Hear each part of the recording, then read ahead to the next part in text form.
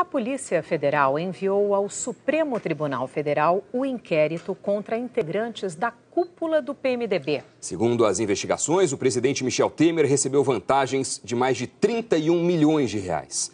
A reportagem é da Gioconda Brasil. O inquérito da Polícia Federal sobre o núcleo do PMDB na Câmara divide a atuação de integrantes do partido em 2 escalões.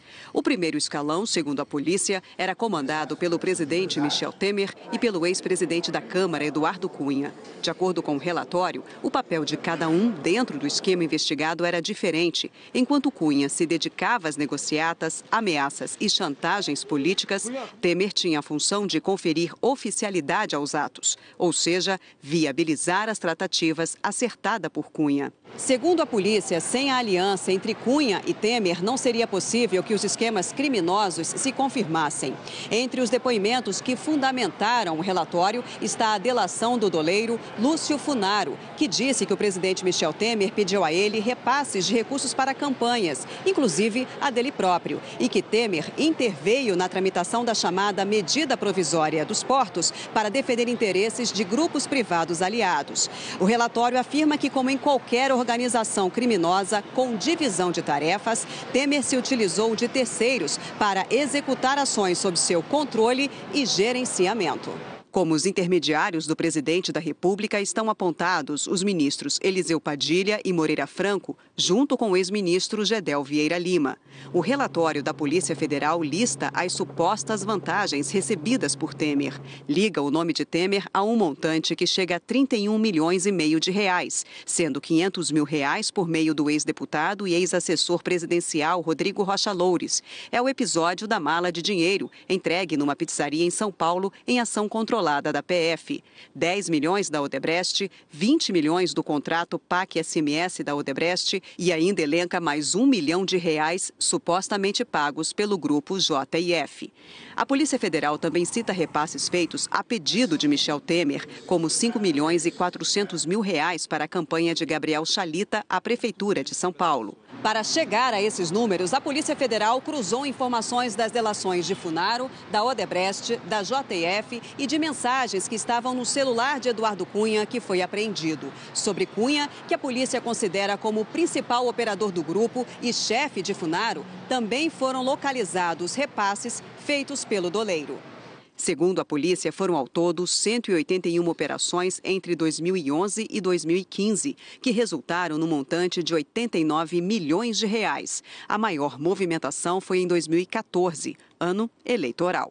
Os investigadores destacam um relato de Lúcio Funaro. O doleiro fala sobre uma conversa com o empresário Henrique Constantino, do Grupo Constantino, sobre a liberação de dinheiro para o PMDB.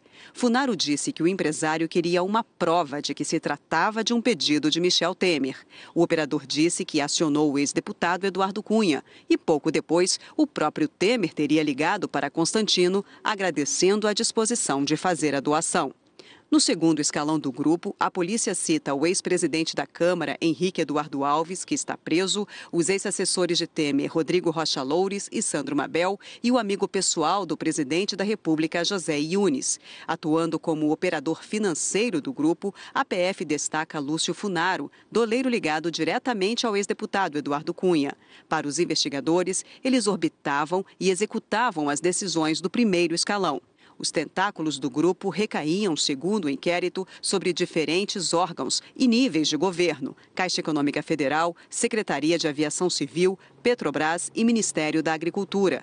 A conclusão da Polícia Federal é que o grupo montou uma estrutura com o objetivo de vender vantagens indevidas da administração pública, se utilizando de crimes como corrupção, lavagem de dinheiro, evasão de divisas e fraude em licitações. O inquérito foi encaminhado ontem ao Supremo Tribunal Federal e deverá ser usado para embasar mais uma denúncia que o Procurador-Geral da República, Rodrigo Janot, prepara contra Michel Temer. O presidente divulgou nota sobre as conclusões da Polícia Federal, subordinada ao Ministério da Justiça. disse que o Estado democrático de direito existe para preservar a integridade do cidadão, para coibir a punição sem provas e evitar injustiça, e que o Brasil vem assistindo o contrário. De acordo com o presidente, garantias individuais estão sendo violentadas e que se tenta condenar pessoas sem ouvi-las, sem se apurar a verdade e sem verificar a existência de provas reais. E que, quando há testemunhos, ignora-se toda a coerência de fatos e das histórias narradas por criminosos renitentes e persistentes. E que facínoras roubam do país a verdade. Bandidos constroem versões por ouvir dizer, a lhes assegurar a impunidade ou alcançar um perdão, mesmo que parcial, por seus inúmeros crimes. Temer afirma ainda que reputações são destroçadas em conversas embebidas em ações clandestinas. Muda-se o passado sob a força de falsos testemunhos. Vazamentos apresentam conclusões que transformam em crimes ações que foram respaldadas em lei. O presidente finaliza afirmando que a doação empresarial a campanhas era perfeitamente legal, fiscalizada e controlada pela Justiça Eleitoral. Pela Constituição, Michel Temer só pode responder por atos cometidos durante o mandato. O argumento dos investigadores é que o presidente integra uma organização criminosa que está em funcionamento mesmo depois de ele assumir o cargo. Um processo por estes atos, no entanto, depende de uma autorização da Câmara. A defesa de Eduardo Cunha negou as acusações e afirmou que vai prestar os devidos esclarecimentos oportunamente. Eliseu Padilha declarou que só vai se pronunciar quando e se houver acusação formal contra ele. A defesa de Gedel Vieira Lima declarou que o ex-ministro tem sofrido seguidas violações do seu direito de defesa e que, por isso, só vai prestar os esclarecimentos necessários em juízo.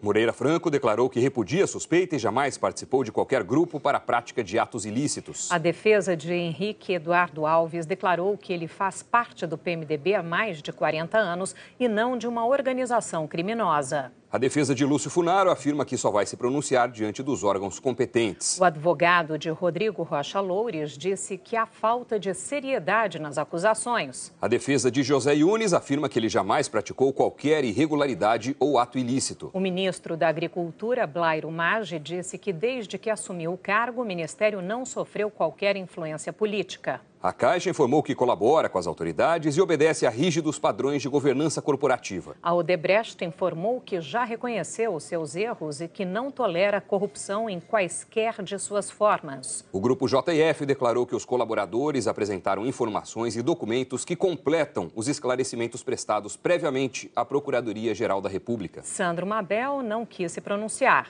Em nota, Henrique Constantino afirmou que está colaborando com os esclarecimentos dos fatos. Nós não conseguimos contato com Gabriel Chalita, com a Secretaria de Aviação Civil e com a Petrobras.